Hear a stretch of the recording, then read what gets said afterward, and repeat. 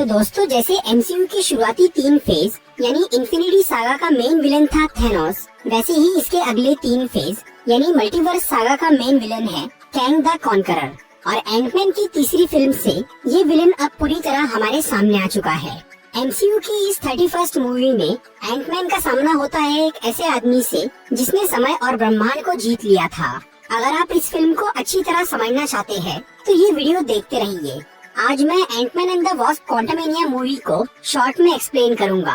तो आइए देखते हैं। ये कहानी है नेथानियल रिचर्ड्स नाम के एक साइंटिस्ट की, जिसे कैंग के नाम से भी जाना जाता है। उसने मल्टीवर्स के बारे में पता लगाया था और दूसरे यूनिवर्स में जाने का तरीका ढूंढ लिया था। लेकिन मल्टीवर्स में सिर्फ एक ही नेथानियल यानी कैंग नहीं है, बल्कि और भी कई यूनिवर्स में कैंग के बहुत सारे वेरिएंट्स मौजूद है और उन सब ने ही टाइम ट्रेवल और मल्टीवर्स की खोज कर ली थी। जिसके बाद वो सब अलग अलग यूनिवर्स में जाकर एक दूसरे से मिलने लगे और अपनी नॉलेज और टेक्नोलॉजी आपस में शेयर की। पर कैंग के ज्यादातर वेरिएंट्स बहुत बुरे थे, इसीलिए उन्होंने अपनी पावर का गलत इस्तेमाल करना शुरू किया।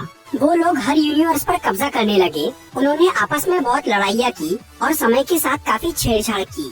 इससे मल्टीवर्स बिल्कुल अनस्टेबल हो गया और इनकर्जन्स काफी बढ़ गए, यानी कई ब्रह्मांड आपस में टकराने लगे। लेकिन ये सब देखकर नेथानियल की एक वेरिएंट, जिसे कैंग द कॉन्करर भी कहा जाता है, उसे बहुत बुरा लगा और उसने अपने बाकी वेरिएंट्स को रोकने का फैसला किया। इस काम के लिए उसने बाकी कैंग के यूनिवर्स को बर्बाद करना शुरू कर दिया, ताकि इससे उनका वजूद ही मिट जाए और मल्टीवर्स फिर से स्टेबल हो जाए। फिर उसने एक एक करके कई प्लैनेट्स, यूनिवर्स और टाइमलाइंस को तबाह कर दिया, जिससे धीरे धीरे दूसरे कैंग खत्म होने लगे। लेकिन जब इस बारे में बाकी कैंग को पता चला तो उन्होंने उस कॉन्करर को रोकने के लिए आपस में एक ग्रुप बनाया, जिसे काउंसिल ऑफ कैंग्स कहा जाता है। इस काउंसिल में हजारों कैंग शामिल थे, लेकिन सिर्फ 3 लोग इस ग्रुप के लीडर थे और इस पूरी काउंसिल का मकसद था अपने अस्तित्व को बचाना, जिसके लिए फिलहाल सबसे बड़ा खतरा था कैंग द कॉन्करर।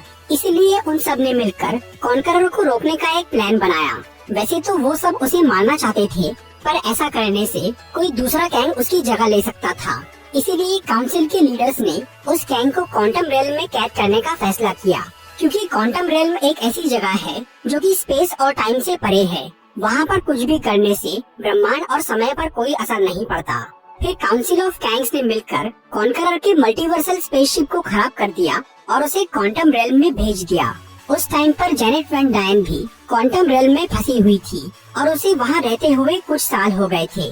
जब कैंग वहाँ पहुँचा तो उसकी मुलाकात जेनेट से होती है और वो जेनेट को बोलता है कि वो गलती से वहाँ आ गया है। फिर उन दोनों में दोस्ती हो जाती है और जब कैंग को ये पता चलता है कि जेनेट भी एक साइंटिस्ट है तो वो अपना स्पेसशिप सुधारने के लिए उससे मदद मांगता है और वो जेनेट से ये वादा करता है कि वो उसे घर छोड़ देगा और उसका बीता हुआ वक्त भी लौटा देगा। इसीलिए वो दोनों उस स्पेसशिप को ठीक करना शुरू कर देते हैं।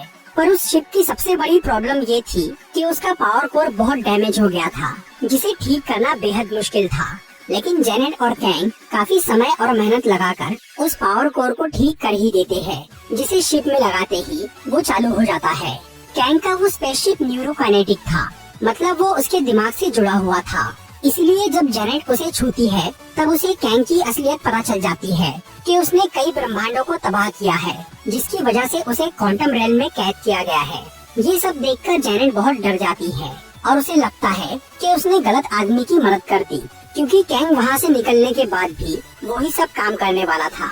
इसलिए जेनेट उसके खिलाफ हो जाती है।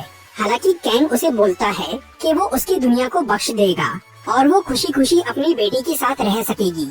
लेकिन जेनेट अपनी पर्सनल लाइफ को छोड़कर पूरी मल्टीवर्स को बचाने का फैसला करती है और वो कैंग की शिप का पावर कोर लेकर भाग जाती है। फिर वो उस कोर को अपनी प्रिम पार्टिकल डिस्क से बहुत बड़ा कर देती है, ताकि वो शिप में लगाने लायक न बचे और कैंग हमेशा के लिए क्वांटम रेल्म में फंस जाए। इसके बाद जेनेट वहाँ से भाग जाती है और कैंग उस पावर कोर के बिना अपने स्पेसशिप को चालू नहीं कर पाता। लेकिन क्योंकि अब उसे अपना आर्मर वापस मिल गया था, इसीलिए वो बहुत शक्तिशाली बन गया था। फिर वो अपने आर्मर की मदद से क्वांटम रेल्म पे कब्जा करना शुरू करता है और वहाँ वो अपना बहुत बड़ा साम्राज्य बना लेता है, इस उम्मीद में कि वो किसी दिन वहाँ से बाहर निकलेगा और अपनी फौज से काउंसिल ऑफ कैंग्स को हराएगा। दूसरी तरफ जेनेट क्वांटम रेल्म में भागती फिर रही थी और उसने वहाँ रहने वाले कई लोगों के साथ मिलकर कैंग के खिलाफ जंग भी लड़ी, पर उसकी ताकत के आगे कोई नहीं टिक पाया और कैंग की सल्तनत बढ़ती ही गई। लेकिन इतने साल में भी वो अपने पावर कोर को ठीक नहीं कर पाया। उसे छोटा करने के लिए कैंग को पिम पार्टिकल्स की जरूरत थी, जो कि सिर्फ जेनेट के पास ही मिल सकता था। इसलिए कैंग ने कई साल तक उसकी तलाश की। फिर 2018 में जेनेट हैंक पिम की मदद से क्वांटम रेल्म से बाहर निकल गई और उसने ये कसम खाई कि वो दोबारा कभी क्वांटम रेल्म में नहीं जाएगी। इस तरह से कुछ साल बीत जाते हैं और अब 2025 में हैंक पिम और स्कॉट लैंग के परिवार खुशी खुशी साथ में रह रहे थे। स्कॉट की बेटी कैसी भी अब अपने पिता की तरह दूसरों की मदद कर रही थी और उसके पास भी खुद का एक एंटमैन सूट था।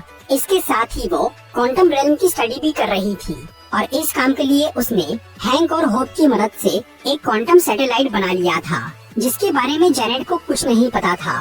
फिर एक दिन कैसी सबको अपना वो सैटेलाइट दिखाती है और वो उसे क्वांटम रेल्म में सिग्नल भेजना शुरू करती है। लेकिन ये देखकर जेनेट बहुत डर जाती है और वो तुरंत उस सैटेलाइट को बंद कर देती है, पर तब तक काफी देर हो गई थी। उधर क्वांटम रेल्म में कैंग को वो सिग्नल मिल जाता है और वो उसके रिस्पॉन्स में कैसी के सैटेलाइट पर एक पोर्टल भेज देता है, जो कि स्कॉट और हैंक के पूरे परिवार को क्वांटम रेल्म के अंदर खींच लेता है। लेकिन वो सब लोग वहाँ पर दो अलग अलग ग्रुप में पहुँचते हैं। एक तरफ स्कॉट और कैसी थे, जो कि कैंग के खिलाफ लड़ने वाले फ्रीडम फाइटर्स के पास पहुँच गए थे, और दूसरी तरफ हैंक, होप और जेनेट थे, जो कि स्कॉट और कैसी की तलाश में भटक रहे थे। फिर जेनेट का ग्रुप क्राइलर नाम के एक आदमी से मिलने जाता है, जो कि पहले एक फ्रीडम फाइटर था, लेकिन अब वो कैंग के साथ मिल चुका था और वो जेनेट और उसके साथियों को पकड़वाने की कोशिश करता है। पर वो लोग क्राइलर से लड़के उसका स्पेसशिप लेकर भाग जाते हैं और तब जेनेट हैंक और होप को कैंग के बारे में सब कुछ बता देती है। उधर स्कॉट और कैसी जिन फ्रीडम फाइटर्स के साथ में थे, उन पर कैंग का एक खास सोल्जर मोडॉक हमला कर देता है। मोडॉक असल में डैरेन क्रॉस यानी येलो जैकेट था। कुछ साल पहले जब स्कॉट ने उसका सूट खराब किया था, तब डैरेन मरा नहीं था, बल्कि वो क्वांटम रेल्म में पहुंच गया था और उसके शरीर की बनावट बहुत बिगड़ गई थी। तब कैंग ने उसकी मदद की और उसे बना दिया mechanized organism designed only for killing, यानी मोडॉक। तब से वो कैंग के लिए काम कर रहा है। फिर मोडॉक स्कॉट और कैसी और उन सभी फ्रीडम फाइटर्स को पकड़ लेता है और वो उन्हें कैंग के किले में ले जाकर कैद कर देता है, जहाँ पर कैंग स्कॉट से आकर मिलता है और वो उसे अपने शिप का पावर कोर ठीक करने के लिए बोलता है, जिसके बदले में वो उन्हें घर छोड़ने का वादा करता है। पहले तो स्कॉट इसके लिए नहीं मानता, लेकिन जब कैंग उसे कैसी को मारने की धमकी देता है तो वो राजी हो जाता है। इसके बाद स्कॉट उस बड़े से पावर कोर के नीचे जाता है। वहाँ पर उस कोर की शक्ति की वजह से स्कॉट की हजारों वेरिएंट्स बन जाते हैं, जो कि साथ मिलकर उस कोर को छोटा करने की कोशिश करते हैं, पर उनसे वो काम नहीं हो पाता।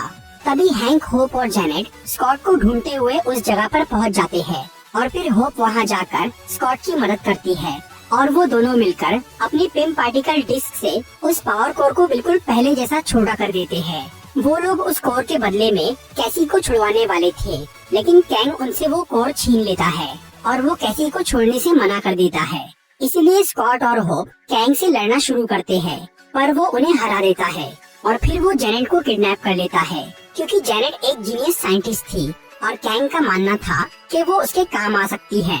इसी दौरान मोडॉक हैंक पिम के स्पेसशिप पर हमला करके उन्हें मारने की कोशिश करता है, लेकिन तभी कुछ बड़ी चींटियां वहां आकर हैंक को बचा लेती है।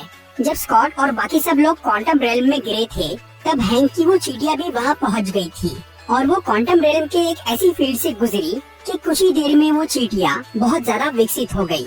फिर वो चींटियां हैंक को बचाती है और हैंक जाकर स्कॉट और होप से मिलते हैं और वो सब लोग कैंग को रोकने के लिए उसके किले की तरफ निकल जाते हैं। दूसरी तरफ कैंग उस पावर कोर से अपना शिप चालू करता है। इस बार वो अपने पूरे किले और फौज के साथ क्वांटम रेल्म से बाहर निकलने वाला था, ताकि वो काउंसिल ऑफ कैंग्स को खत्म कर सके। लेकिन इसी दौरान कैसी कैद से छूट जाती है और वो सभी कैदियों को भी छुड़वा लेती है। फिर वो उस टावर से क्वांटम रेल्म के सभी फ्रीडम फाइटर्स को एक मैसेज भेजती है और सबको जंग के लिए उकसा देती है। तभी मोडॉक वहाँ आकर कैसी पे हमला करता है, पर कैसी उससे लड़के उसे हरा देती है और वो मोडॉक को समझाकर उसे अपनी टीम में शामिल कर लेती है। फिर स्कॉट, होप और हैंक भी वहाँ पहुँच जाते हैं और स्कॉट जायंट मैन बनकर कैंग के पूरे शहर को बर्बाद करना शुरू करता है। जिसमें सभी फाइटर्स भी वहां आकर उसकी मदद करते हैं।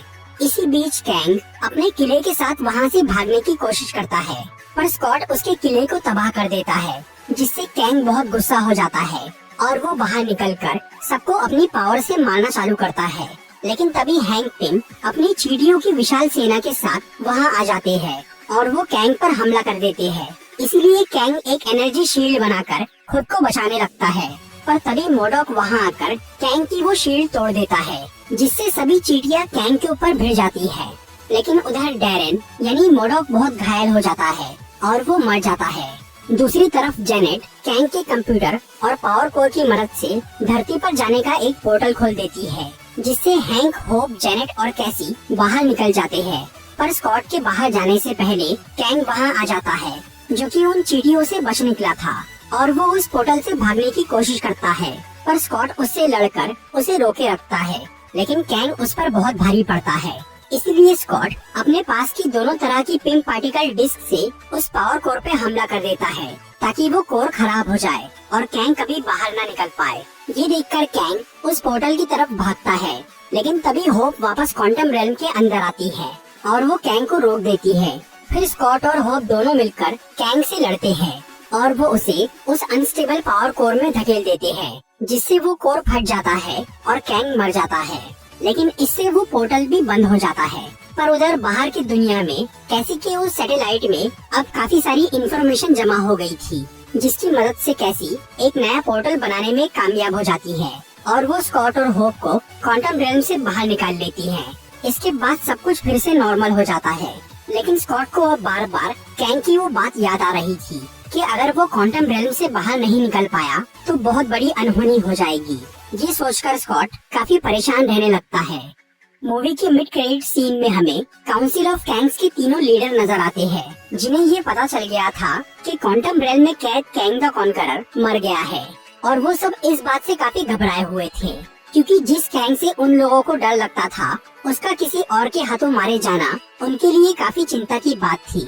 ऊपर से अब धरती के कई लोगों को मल्टीवर्स के बारे में पता चल गया था, इसीलिए काउंसिल के लीडर्स को ये लग रहा था कि धरतीवासी उनसे मल्टीवर्स की सत्ता न छीन ले। इसी वजह से उन्होंने मल्टीवर्स में मौजूद सभी कैंग को मिलने के लिए बुलाया था, ताकि वो उनसे इस बारे में बात कर सके। मूवी की पोस्ट क्रेडिट सीन में हमें 1920 का समय दिखाया जाता है, जहां कैंग का एक वेरिएंट जिसका नाम विक्टर टाइमली था, वो टाइम के बारे में एक प्रेजेंटेशन दे रहा था, जिसे सुनने के लिए कई लोग आए थे और उसमें लोकी और मोबियस भी शामिल थे, जो कि कैंग को हराने के लिए उसकी जानकारी इकट्ठा कर रहे थे।